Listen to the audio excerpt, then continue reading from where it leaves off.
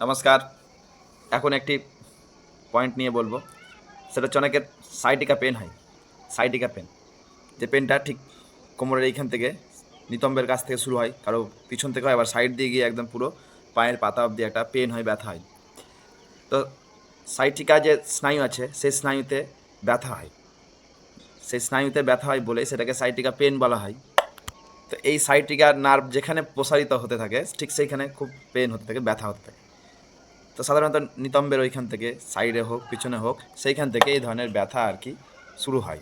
তো সাইটিকা নার্ভের আর কি মূল প্রবাহ বা চাপের কারণে কিন্তু এই পেনটা হয়। তো এই পেনটা অনেক, প্রায় কম বেশি অনেকের বাড়িতে এই ধরনের ব্যথা হয়, খুব কষ্ট পায় মায়েরা বিশেষ করে। তো একটা টেকনিক দেখে দিই, যদি আপনারা দৈনন্দিন করতে থাকেন তো অনেকটা রিলিফ পাবে এবং আরাম পাবে। ডাক্তার তো দেখাবেন, ওষুধ খাবেন, কিন্তু তার সাথে এটা যদি করেন খুব দ্রুত আর কি আরাম পাবে। তো কী করবেন, আমরা কি করব দেখে নেব।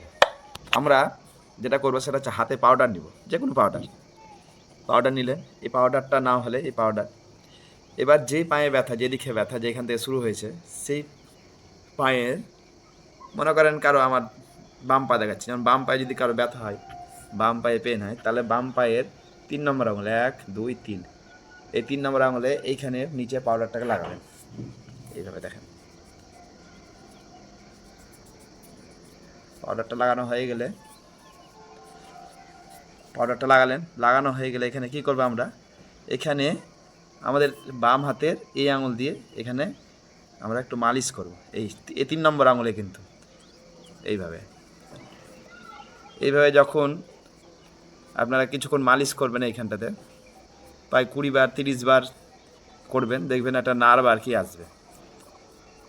একটা নার্ভ ধীরে ধীরে করবেন, একটা নার্ভ যখন বেরিয়ে আসবে তখন সেটাকে জ্বর মানে গোড়াতে ধরতে হবে, আঙুলে গোড়াতে ধরে আর কি টেনে দিতে হবে। একটা আওয়াজ হলো, যখনই টানবেন এটাকে ধরে, গোড়া থেকে ধরে, তখনই দেখবেন যে পেনটা ছিল, ব্যথাটা ছিল, ওই ব্যথাটা অনেকটা রিলিফ হয়ে গেছে।